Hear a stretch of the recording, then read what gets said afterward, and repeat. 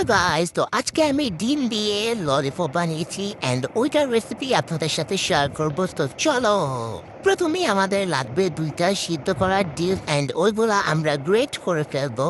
তারপরে ওখানের মধ্যে দিয়ে দিব পেঁয়াজ কুচি, মরিচ কুচি আর লবণ স্বাদ মতো, আর হলুদের গুঁড়া, মরিচের গুঁড়া, ময়দা, ধনিয়া গুঁড়াও দিয়েছিলাম। এখন আর কোনো কাজ নাই, এটা জাস্ট খালি গুঁড়াগুটি করে মিক্স করে ফেলতে হবে।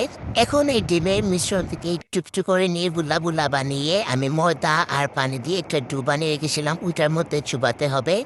আর গাইজ, আপনারা কোন দল সাপোর্ট করেন, ব্রাজিল নাকি আর্জেন্টিনা, অবশ্যই কমেন্ট করে জানাবেন। তো এখন আমরা ডুয়ের মধ্যে যখন কুট করা হয়ে যাবে, ব্রেড ক্রামসের মধ্যে কুট করব। অ্যান্ড এই ব্রেড ক্রামসটা আমি আমার নিজের হাতে বানাইছি। জাস্ট ব্রেড ব্লেন্ড করে তারপর তাওয়ার মধ্যে একটু ভেজে ফেললে হয়ে যায়। তো আস্তে আস্তে আমাদের সবগুলা ললিপপ, ডিমের ললিপপ হয়ে গিয়েছে। এখন আমরা এগুলা ভেজে ফেলবো। আর একটু ব্রেড ক্রামস মানে ছিল না, দুইটা হয় না, হিন্দুর সাইড দুইটা এরকম জাস্ট ময়দার মধ্যে কুট করে তেলের মধ্যে দিয়ে দিয়েছি। তারপর ভাজা ভাজা করে কাঠির মধ্যে গেঁথে নিলে কিন্তু হয়ে গেল ডিমের ললিপপ।